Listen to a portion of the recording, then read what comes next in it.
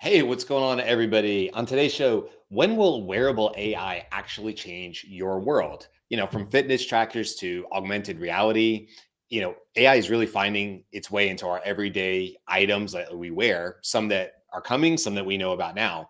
But, they all haven't been home runs. We know the stories about Rabbit R1, which maybe isn't a wearable, but we'll definitely talk about it. And definitely Humane Pin, who are still out there, shipping their units for $500 a month. So, where is this going? What do we can see in 2025? And what does this future wearable AI really look like? So today's the Daily AI Show. Today is January 20th, 2025. And I'm joined by Andy and Aaron. I'm Brian. Welcome, guys. And, let's kind of dig into today's show. It's a fun one. It's a great Monday conversation. Thanks as always to Beth, who's helping us out in the background till she can come back live with us in a few days. But Beth put together some great notes for us to kind of kick this thing off. So maybe before we get into current tech and things that aren't as popular, maybe we should talk about some of the misses, the Humane Pin, maybe Rabbit R1, which I know, Andy, you could definitely talk more about because you own one, and where that might be going. To give us a sort of an intro to what's coming out now, what angles they seem to be taking in order to get wearable AI into the mainstream. And maybe also let's get into, what needs to happen for these things to find mass adoption. Is this the year that people will start using these devices, or are they just going to kind of default back to their phone because that's where the easiest place is and most people are carrying on their phone or like an Apple Watch anyway? So Andy, do you want to kind of get us started with like the Rabbit R1, since you personally have one, and talk a little bit about your experience? Again, Rabbit isn't really a wearable. It's kind of like portable, I think, is the term we would use for that. But tell me what initially inspired you to get it, and then kind of where it's sitting right now a year later. Yeah. So what I think was so exciting about the Rabbit demonstration at CES a year ago was that it was promising agency. Mm-hmm. It was, we're making a distinction between wearables like glasses or the pin and a portable device. But the idea is that eventually you'll have access with you on a mobile basis at all times, some way outside of your phone. And the criticism of these was always, well, wait a second, I've got a smartphone and I can, get access through almost anything that I want through the phone. But there is something appealing about a discrete, small, purpose-built device that gives you access to an assistant, an AI assistant, which goes beyond just being able to generate content for you in response to a prompt, which is what we do with the non-mobile desktop or laptop kind of versions of these things. So what was demonstrated at CES was, a real agent. You speak to the Rabbit, you say, I want you to do this. I now start an example right now. I'm in the process of, and by the way, you can do this on your phone as well. There's no difference. But the idea is that if I have a Rabbit and I paid only $200 for it, I don't have a monthly fee, and I can do almost everything that most of the other AI systems can. So I'm looking to buy some skis right now because it's winter and I need a new pair. So I'm going to I turn it on, and you can see here, let me get this up here. You see that, the Rabbit there is waiting to receive my information. I press and talk. I am looking to buy some new skis. Will you find the best place online to get Blizzard Anomaly 88 in 170 centimeters? And it's going to say in just a moment here. Searching now. It's searching. And in a moment. Searching for by Blizzard Anomaly 88 skis 170 centimeters online.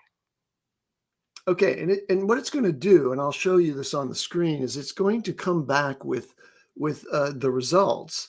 It'll take a few moments. Here are some options for purchasing the Blizzard Anomaly 88 skis in 170 centimeters online. 1. Amazon. Price $629.96. So it'll go through that list, but it'll also present in a pretty nice display. Now you can see it. It presents a little display that's scrollable but I can Price see all those options. $899.99 Okay, with 7% so off. enough of that. It also has a camera built into it. So again, if I don't have a big budget to buy a $1,500 smartphone and $20 a month for an AI system, this is a really good deal. It's an amazing deal, but it's not going anywhere really. Yeah. It has a bunch of other features that are related to the sort of the agency that I'm referring to, and I'll just rattle through them. With your R1, you can get answers on the go, as you saw. You can ask follow-up questions. You can do quick notes, right? You can do voice recording and notes. You can do long-term or long-form voice recording for all purposes. You can set alarms, has a timer, so it has a calendar built into it, just like we're now seeing that ChatGPT has added with their tasks feature. You can set reminders and it'll pop open at a certain time and give you that reminder every day. Or so it had all these things built into it. And it can do translation, by the way. I can take a picture with the camera and have it explain what it sees. So it does a lot of things, and yet it doesn't really get there, in the consumer marketplace. If I would share my screen, but I don't want to spend a whole lot of time with this because I want to make one point. I'm on the desktop version of this now. They have a large action model, which was part of the excitement of it. It's designed to take actions on your computer. And they have a way of doing that now called the Lamb Playground on the rabbit hole. And they also have a new thing that was just released in November called the Teach Mode. And that allows the system to watch me as I operate in a browser and remember all those steps. And then I can trigger that from the R1. So I teach it an automation. It's like respell for your portable device. I've built the workflow in the desktop teach mode, and then I can trigger it here and it'll go through all those steps and give me the answer in voice right on my portable device. So again, to summarize, what's exciting about that, not realized in practice with any meaningful community of users, is that it is an always with you device that has an action capability that you can program using their system, and then you can invoke it. All right, Yeah. I'll stop there on rabbit. No. I think what I loved hearing through that, Andy, was basically what I heard was like a lot of your reasoning, a lot of the reasons you got excited about it. And maybe it's missed the mark. Maybe it'll get there someday. I know they are promising future updates and things like that. So perhaps what you have will make it there. And also you did leave out, I believe, when it came to the price, you had gotten like a whole year of Perplexity, which was like another $100 I got value. it free. Yeah. So there's about right. Yeah, exactly. So, it wasn't a huge like outlaying cost. It was definitely worth it for you personally to take a shot on it because it wasn't at such a price. Now compare that to like the Humane pin, which is, I'm looking at the website right now, is still selling for $499, which I find astonishing, honestly, comparing how disastrous their sort of, 2024, not 2025, not this CES, but last CES when they made a big splash. So did Rabbit. And I didn't hear anybody talking about it. I'm not saying they weren't at CES this year, but I didn't hear any stories about that or that they'd come back with a new model. When I look at the website, it looks very, very similar to what we already knew. And also, you're seeing exactly what we saw last year, is that it's a lot of pictures, a lot of promises, and not one live demo of actually using the Humane pin, which should tell you a lot of what you need to know about any of these devices. If you're thinking about any wearables that we talk about today, my first thing that I would say is obviously user reviews are great. User reviews that are videos of people getting the types of responses and actions that they're promising, even better. But if you don't even have a user review, at least try to see live, what appears to be live videos. We know AI can play a factor in that, but you want to see it being used in live scenarios, not hypotheticals, not fancy pictures with spinning graphics and things like that. And honestly, when I look at the Humane pin, that's what I see. But what I love, Andy, is like you pointed out the reasons why something like a portable wearable was valuable to you. And I think that sort of holds true. So Aaron, I'd be curious to hear from you. Like, I don't own any AI wearables at this point. I will tell you, I'm very close to maybe getting the next version of the Meta glasses that are coming out because they have some upgrades and things that I think are going to be cool maybe later this year. But I don't even have an Apple Watch or anything. I don't have any like wearables really. My phone is the only thing I have. But for Aaron, like, have you thought about wearables? Have you thought about like, oh, if it just did this or that, that would push me over the edge because now it starts to solve real world problems. Like, where are you on this? So just before I talk about what I'm interested in that department, I think probably the most interesting thing that happened in the last year was really the Humane pin was such a bomb. And when Marquis Brownlee published his review about it, it was got to be just about up. It did not do them any favors. So, I come from an IT industry background, so I'm used to tech companies putting out lots of bullshit, basically, trying to occupy the conversation around a topic but they don't actually have the product. And I mean, we've all seen Microsoft and Google. Google's probably the worst at this at the moment, doing that with anything AI related, saying it does this and does that, and it doesn't. Anyway, that aside, the product I'm most interested in when I first heard about it was tied in with the guys who make, I think it's called Rewind, the software. And I think it was supposed to record everything you did on your computer and would feed you back useful information and review things. Anyway, they started talking about it after that came out, and they were talking about something called the pendant, which was just a little small like bullet-shaped thing you wore around your neck on a pendant, on a necklace, and it was supposed to record all the voice conversations around you so that you could then feed that back into the software and get transcriptions, and it was a help tool for trying to remember everything we'd had in a busy day. So for me, I mean, look, my memory's not the best these days. As I got a little bit older, it's starting to get a little bit poorer, and I love the idea of that. So I think they've rebranded. It's now called limitless.ai. Funnily enough, my computer decided that the website was a phishing threat from malware bytes and blocked it. I had to unblock it. Anyway, it's fine. But they've got they still call it the pendant, but it looks different now. So it's like a round disc with a little loop at the top and then another on the back, and you can either clip it into your shirt or put it in a necklace and hang it around. And the theory is that you can record your conversations and conversations going on around you. And so I can share it here. Feed that back into the software. Yeah, do you want to show can you show the website, Brian? I can, but I don't have access. Thank you, Beth. I was like, I have it, but I got to get Beth to pull it up for us. This is what you're talking about. You kind of nailed it as far as like the clip and what the limitless pendant looks like. Now it's not available yet. No, so they're talking about it shipping in Q1 2025, and it's currently going to be priced at $99. And then what you do is you pay for your transcription minutes. Mm-hmm. And so you get 1,200 minutes free a month. If you think you need more than that, then you can go to the Pro or the Unlimited plan. Now, I quite like the idea of this product because not only does it record conversations that I need to remember. I'm in a habit of recording conversations every time I'm on a Zoom with someone. I always record it so I can refer back to it. So for me, it's a valuable tool in that respect, but also transcriptions and then summaries and all that other sort of stuff. So this is probably the product I'm most interested in the AI wearable space. I'm not really up to date on anything else major. In doing my research for today's show, a lot of it seemed to be health and fitness type stuff, measuring heart rate and exercise and all that kind of stuff. And I can see we've had Fitbits for years, but I'm sure the AI stuff is going to be better.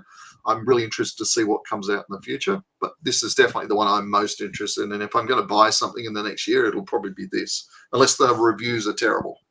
Yeah, right. Exactly. Well, exactly. Right. The minute people start using it and saying, oh, it does this or does that. This is a company called Bee, as in like Bumblebee, right? BEE. And it's a wearable AI that understands you. This one is unique in that it does not record your conversations. In other words, you cannot go back and get your transcriptions, but it is listening, apparently always listening you can also tap that little button that you see on the screen. It's like, it looks like a little watch or like a fitness band that you might wear for tracking, you know, steps or something like that. It's pretty streamlined, doesn't have a screen on it.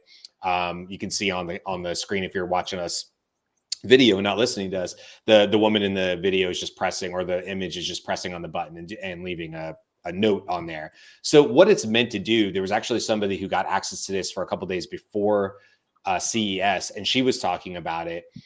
It does do a decent job of picking up what you're saying.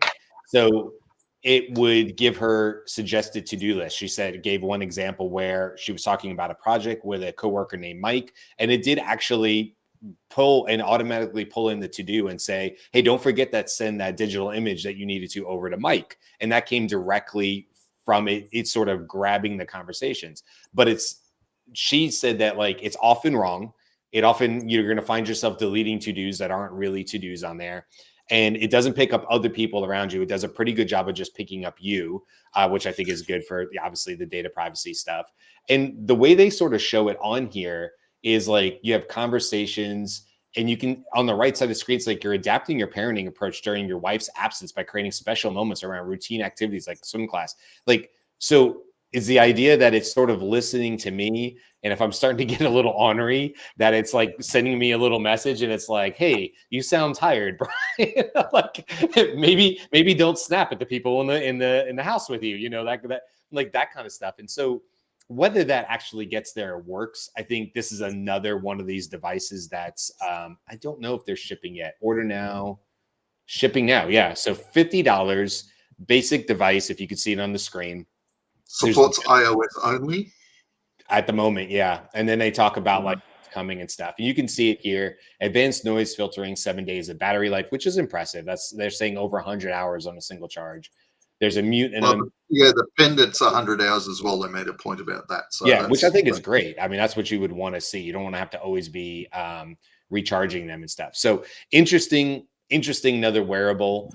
And I can bring up more on here as well, but because we could talk about Omi rather, I guess it is. Yeah, let's bring up Omi really quick. First of all, I heard that Nico, I think in Nico's saying that he's waiting on the Omi, but he's wearing the Ray-Bans currently, which is really cool. So that's cool that you're getting one, Nico. So let me share this tab instead. So this is the Omi. I think that's how you probably say, unless it's Ami, but I'm sure it's Omi. And this guy in the picture is wearing it on his temple, right? And it's literally a white orb sitting on the side of his temple. Looks like something straight out of Star Trek in my mind, right? So definitely futuristic to it. But we're gonna switch over here to the you'll see it here. I'm gonna switch over to a second. So there's this guy in this video. It's cheesy, guys. He's in this video, and I'll play a little bit of it here. But he's basically in a college classroom. So just watch a little bit of this really quick. Ring a bell? Unconditioned stimulus. Anyone? Who can tell me what the conditioned stimulus is? So his screen just said, the girls just said you're cute in French. Respond with something in French. Nicholas, care to elaborate? The conditioned stimulus was the ringing of the bell, which made the dog salivate even in the absence of food. Nice, dude. Okay. So that was pretty horrible. It goes farther, and I'll just, for the sake of brevity, it goes farther and does show one that I thought was a little better. The woman, the grandmother, if you will, is wearing it as a pendant, right? It's just kind of hanging as a necklace. And her grandkids come in the room and they're like, grandma. And she gets a note on her phone because she has to look at the screen. It's just picking up and it says, your grandchildren's names are Emily and Andy, and they love your spaghetti, and this is the recipe. And they jump down on the couch with her and give her a big hug. And she's like, who wants spaghetti, right? So it's just a super cheesy video, in my opinion. Also, though, the guy wearing it on his temple, nobody seems to be reacting to that in real life. I would absolutely be like, what is on your head? And if I'm the professor, I'm 1,000% not impressed that you know that answer. Like, I'm just assuming the orb on the side of your face is helping you with the AI to it. And so it's not discreet, not even the least bit. I don't know what do you guys think? Because Omi is like definitely one of the new ones that's shipping, and it sort of caused some news, from CES, but I don't know. It, I think it looks. I don't know if you guys, if the term translates to the US, but in Australia we would say it looks dorky. dorky. Yeah, we would say that. Yeah, for sure. So what I'm confused by it because the thing on my head is clearly a microphone, but it's probably not a speaker, or maybe it's doing bone conduction to let me listen to something, but it seems like he looked at something on his phone. He did. He had to look at his Okay. phone to get it.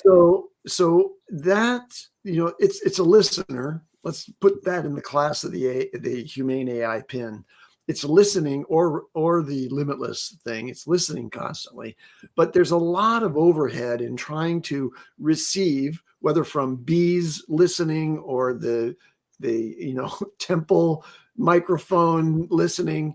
There's a lot of overhead to get that into a form that you can then actually respond to. And I'm skeptical that that listener could know that when she said "il est beau," that it was talking about him. It could have been Right. about the guy behind him. Right. And, Yeah. so there's no camera. So I'm sort of skeptical about these listener only devices. I think that you need to have something that's more complete, including audio and potentially camera. And the glasses are where we're seeing those things kind of converge. You're getting not only the microphone, but you're getting the camera and the display. All of those things together are necessary for a really complete experience that could be personalized and discreet. I agree. And just to finish on Omi, just so people know what they're saying, this is out of their FAQs. Does it read my brain? Omi will be able to read your brain data with a separate brain interface module. First version of Omi is shipped audio only with a priority access for brain module coming in Q2 2025. That's what it says. So I think the gist of it is that Is this after people have Elon's brain implant put in first? does it need a phone? Yes, Omi works with all iPhone and Android phones. What's included? Pre-orders. By the way, it's $89 with no subscription. So it's not, again, Humane. Again, the Humane pin is $399 or $499, whatever I said it was. What did I say it was? $499? Yeah, $499. So these other wearables are coming in way, way lower than that. And to your point about the rabbit, Andy, it's at a price point. The Omi B, right? The limitless pendant, they're all at a price point that is smart in the sense that it's going to make people take a shot with them. Because it's at a price point that if you're playing around with AI, $89 and most likely is not going to, you're willing to take that shot. It's like, if it works, if it doesn't work, it could be something great, whatever the case is. Obviously, with something that's much higher, like a $500 investment, or even the Meta glasses, which can get up into the 300s, depending on what features and functionality they have. And we'll see what their next version of that's supposed to come out. But I agree with you, Andy. Like, a lot of it is like, well, what are you trying to get out of this? And I think that's sort of the bigger question today is, okay, wearable AI technology is coming. I would think the three of us could reasonably say that in the future, it'll be pretty common, like a phone. It would be pretty common in our lives. You'll definitely know people who are wearing all time, always on AI wearable technology. It could be recording your conversation in the presence of them, and you may or may not know that that's happening. And so isn't this just taking us, regardless of what it is, what the device is, whether it's glasses like you have on right now, either of you guys have on right now, let's say those are both AI enabled glasses.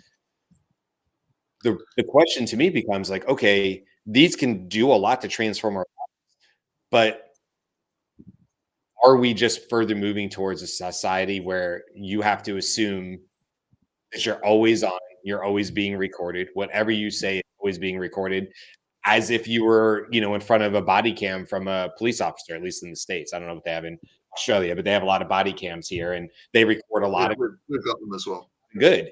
Yeah. It catches, frankly, catches bad cops as well as it enforces law enforcement and things like that for reviewing. So I don't know what thinking on that, because I feel like this is just, we're at a tipping point, and maybe these things don't hit the mark today. Yeah, I believe that we will see that sort of stuff more and more commonly. Justin made a comment, Justin Kevich. I apologize if I got your surname wrong, Justin. He said, I can see Apple, Samsung, or Meta eventually making an app for the phone that does the same thing, even with the smart glasses. I'm also thinking that, to me, everybody has one of these. It's got computing power, it's got memory, it's got internet, it's got all the stuff. To me, what I think we'll start to see is those companies will start to either release their own product that kind of does a lot of things in a wearable and connects to your phone, like a watch, an Apple Watch or an Android watch, for example, a Samsung watch. I just think we'll see a lot of those sorts of products start to be released. And if it's not made by those big manufacturers, then there are going to be companies that will align themselves with one or both of the major people and produce their own thing. One product that you said something a bit earlier, Brian, and I apologize for changing the topic just briefly, but I think one really interesting option with the wearables is for people that are dealing with things like Alzheimer's, for example. And that's pretty topical for me because my mother is in the early stages of either Alzheimer's or dementia. I'm not sure which it is, but like I go to see her as she's in hospital at the moment after surgery, and every 5 minutes she's repeating the same question. And it's really tough on my side and my family side sitting there. But wouldn't it be cool if there was a product that you could have for somebody that would almost stimulate or remind them of what's being discussed? I don't think that kind of technology is going to be good enough for us, 2 to 5 years maybe, but I see it as a potential product that could really help people that are going through memory challenges, more serious stuff than just, I forgot what I had for breakfast kind of thing. So that for me, that's a future option that I think will be really a nice way to take advantage of the whole wearables plus AI kind of stuff. Yeah, and let me touch on the glasses configurations again. Wait, before you do that really quick, Andy, I just do want to point out, because Beth isn't here, and Beth, I think, would say this. I mean, Beth is here. Beth is running tech for us. She's not able to be on screen. But Beth has talked many times, Aaron, about running through a similar situation with her mom, I think several years ago or recently enough. But she said, don't forget there's the other side of it too, where some of these devices are actually going to do a lot of help, perhaps like for your mom in early stages. And then she was mentioning the other day that there's the other side of it too, where it could actually cause more confusion, in later stages, and actually could be a detriment. So just to bring up both sides of it, but I don't want to speak for Beth. that's something she's mentioned before. And I think it's always great to just mention like these things could be a tool for good, but they also could maybe do unintended consequences and things like that. So just wanted to wrap that part up. Sorry, Andy, please go back to the. No, I think that's an important point, even in the context of what I'm going to say, which is that there's a cognitive load that's created when you're in space and you're talking to other people, and there's also another feed in audio. And then if you add a display, you're trying to interpolate all of these different inputs at the same time. And you can imagine how confusing that would be to somebody who doesn't have high speed processing and is suffering from the early stages of dementia. It would just be totally overwhelming for them to have that kind of input added on to all of the confusing inputs that are surrounding them. So I think that's an excellent point. So I did a little list of, I had Perplexity do a little list of all of the glasses that are out there right now, and every single one of them has audio. So the base case is you have glasses that have audio stems and a microphone. So it's like earbuds. And by the way, Apple's approach to this whole thing is not glasses, because they don't think you need the display because you've got your phone. They just want the AirPods to become the interface that you have with your AI assistant. So, Siri is going to be there with you and could actually start, if you give it permission, to interrupt you with information and notification. And that, again, requires that you have some new way of working in the world where you're allowing these interruptions that aren't obvious or visible to other people. Now, about half and half are split between having a camera. And the ones that are choosing not to have a camera are doing so expressly because of the privacy issues. Like it's a little intimidating.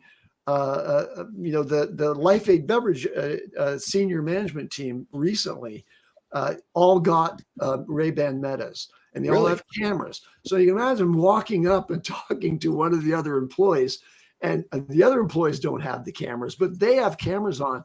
That's a little intimidating, right? That, what is this recording going to be accessible later on? And maybe that's of use to you as the wearer of the glasses, but it's certainly not making me feel comfortable about this natural conversation that I'm expecting to have with you. Now, one of the other things is whether you can actually impose a display on it. And a number of the CES glasses that came out, I can name them, but I won't bother for the moment, have displays included in them.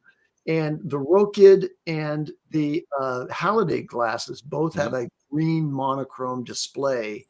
One is using something in the lens that actually presents that display like a heads-up display. And then the Halliday glasses, I have no connection to them, but I have to buy them because they're named after me. Yeah. They have a little projector that actually puts that directly against your retina. So there's nothing in the way of the clear glasses. And they've also accomplished what is the lightest pair of those glasses out there, possibly with the exception of Amazon's glasses. They're called Echo frames, which are audio only. And there's no other component to them that allows them to be lighter. But the Halliday glasses are very interesting to me. They do not have a camera. And I don't think I need a camera. I want to be able to talk to the glasses. I want the glasses to be able to present something back to me visually, in addition to being able to speak to me.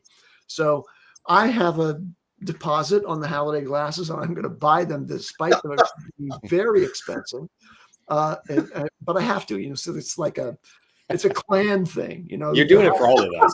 So I appreciate it. Whoever. Yeah. I know because I think the CEO is Asian. It's a little weird. Yeah. Halliday. I mean, it is a great name. Let's be honest. It's a great name for a product. So when I saw that, I don't know, it was a couple of weeks ago when we saw that, I was like, oh my God, so then you shared with us in the Slack message that you had done a pre-order, like the little screen grab of it or whatever, and made us all laughing from the crew on the backside of the show. So that's pretty good. By the way, Andy, I want to bring this up to everybody because this is what I was talking about with the Meta glasses. I do not own Meta glasses yet. But man, I've been close a couple times. I've been like, ooh, I don't know. They've come out with different size models.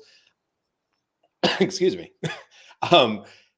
I do wear glasses, not on this show. I don't need it to see anybody, but like, I'm an older guy now, my late 40s. And, when I was 40, the eye doctor was like, look, you'll strain your eyes less if you have these slightly corrected glasses for the computer. So I do wear glasses when I'm generally working through the day, but I don't need them to see. I had LASIK way back in 2000 and corrected my vision back then. But I do wear sunglasses all the time. I mean, if I'm outside on the cloudiest of cloudy days, yesterday it was raining, quick newsflash here. I went and met Carl. So I actually got Carl was in Tampa. And so Carl and I actually got to hang out for the first time. That's the first that any of us have met in public or, in person. So that was super cool that I got to see Carl, and maybe I'll be able to share a picture here of us, but actually I'll save it for the newsletter.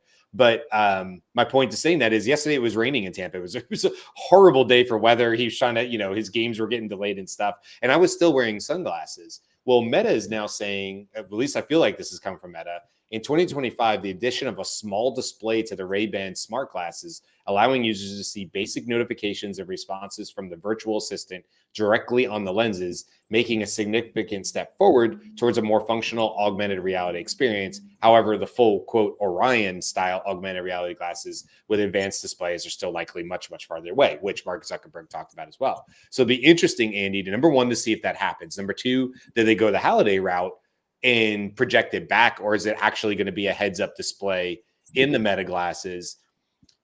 To me, I actually do want the camera, not for these conversations, not for when I'm on a Zoom conversation. I could care less. Out in the world, though, I like to travel. My wife and I like to go around. We like to pop down to Tampa on a nice day and walk the city walk. And I can see a lot of reasons why that'd be really valuable. Obviously, when I was over in Paris, absolutely, it would have been so valuable to have it for reading signs, or remember that the boulangerie is the better type of bakery. It's a certain style of bakery, and you have to know that, and different things like that. I would have worn those glasses all summer with our travels and stuff like that, and found it to be really valuable. So I'm really looking forward to seeing what Meta does, because they're a rare win in this area. We don't see a whole lot of wearables get pretty well praised. The Ray-Ban Meta glasses are actually successful, which is they're the first, really. The people who I've spoken to who have them really reference as sort of the use case that they found most enjoyable, having the camera, directing the attention of the glasses towards something and having either a translation done or an explanation of that. And I can see that being really practical. There's like imagine going into an art museum and being able to stand in front of the painting and get a full, just for your ears only, a full description of the artist and what the artist's intentions were with that. And those are the kinds of applications I think that really will make it useful for people who want that kind of sort of informational guidance when they're out and about, as you say. So I like the camera idea. I don't feel I need it, because I can also pull up my phone if I want to have that kind of thing. And I believe that all of these will actually have a Bluetooth connection to the phone, but I'm not certain of that. I wonder if there's some future here where it does have a camera, and I'm totally talking out of my knowledge here, but I'm just curious. Is there a future here where they do have forward-facing cameras, but it's like LiDAR or some mix of radar, where it's still able to, like a Tesla car, to recognize the environment for important reasons that you might want a forward-facing camera, but it's not there to it's not going to capture a HD video of you, Andy, standing in front of me. It may recognize you as a human. It may recognize that as a person moving around in the space. Maybe there's some potential there in the future if it's a good enough type of camera, but it's not our traditional HD video recording, MP4, what we would think about that, but it's still able to capture the real world.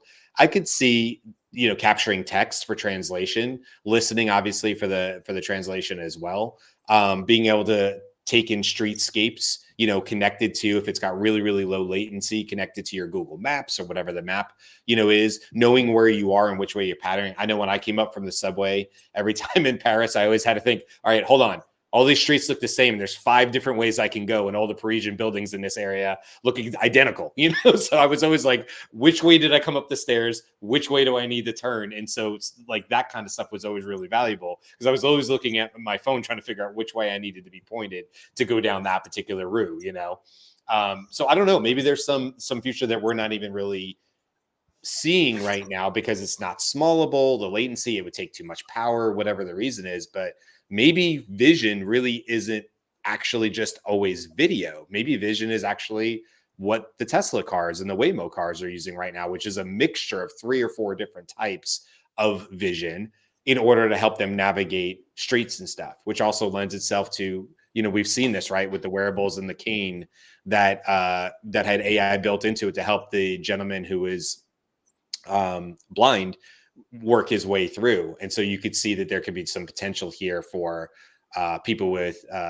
disabilities or, vision or otherwise, that might need additional assistance. So anyway, just like I said, don't know if any of that is possible, but it's interesting to me nonetheless. One comment, or perhaps one question I would sort of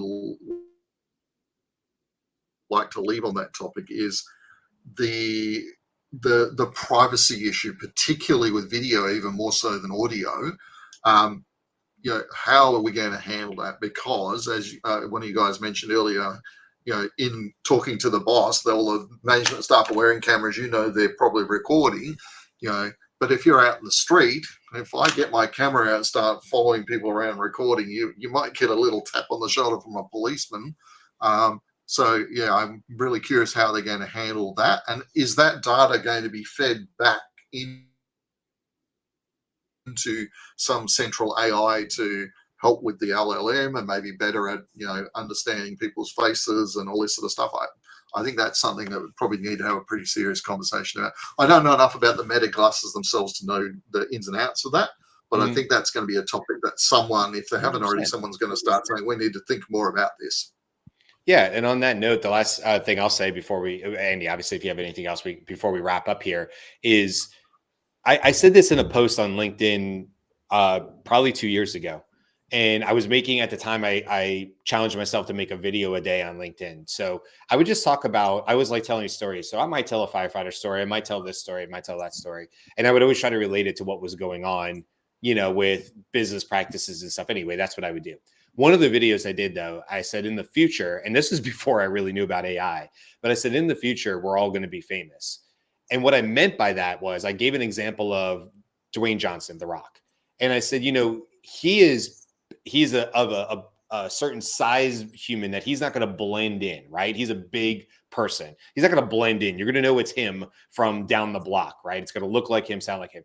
He, because he's now famous and around the world, he no longer has the ability to be curt with somebody, to brush him off. I mean, he certainly could, but I've seen videos of him and other celebrities where they kind of get that smile, that like a corner smile, and you think, man, this person's really, really upsetting them or just annoying them or whatever. But there's a pause, there's a little curl of the lip on the side, and he goes, okay, yeah, that's great. Great to meet you and stuff like that. And he's just trying to work himself out of the conversation because he's always on stage. Celebrities have been having to deal with this forever and ever and ever. Every time they walk out of the house, they have to assume they're being recorded, photographed, journalists, the whole thing, paparazzi. That's the world we're all moving into. And people are going to have to start being much, much more cognizant, and maybe they won't care, but we're all going to be moving into a world because of wearables and discrete devices and things like that. What you say matters, is going to be recorded, and it can come back and bite you. So is this going to cause more people to be more polite in public, like celebrities do, in order to protect their personal brand, if you will? Probably. And of course, there'll be people who push the other way and go, F it. And they're going to do what they're going to do. And there's going to be a strong reaction against it. But whether you have a strong reaction or not, whether you're the type of person that would get visibly upset on a train if you saw somebody wearing meta glasses and they were facing you and the light was on, and you're like, dude, I'm on that person's camera, but I'm in a public space. There's technically nothing you can do about it. There's going to be the people who react angrily and forcefully about that, but ultimately it's a losing battle because these wearables are coming to all sorts of things. And we didn't even touch on things like clothing. What happens when it gets into your hats and your shirts and your clothing and your shoes and your, wearable doesn't mean just glasses. It means they can go into all sorts of things, or rings like the, Aura rings and stuff. This is just the tip of the iceberg, what we're seeing today. And it's just going to be part of our life. I don't see how it's not, unless there's like strong legislation or laws against it, or some places banning it or whatever. So, Andy, do you have any last thoughts and take us on here? I want to circle back to the beginning concept that the R1 put forward a year ago, which is a portable agent that you can train and that can do things for you, that connect to lots of devices, your desktop, your Google account, and all those things. I don't know if the Ray-Bans, currently have that. I don't use Meta AI, but you do, Brian. Can you ask the Meta glasses to set a reminder for you? Can you have it, record I'm going to record a quick note here, and I want you to send a text to so-and-so with it. Those are the kinds of features, those agentic features that I think have to be added if they don't already exist in some of these. And I don't know whether any of the glasses today are coupled, as the Rabbit is, to a system that's designed to do these actions for you.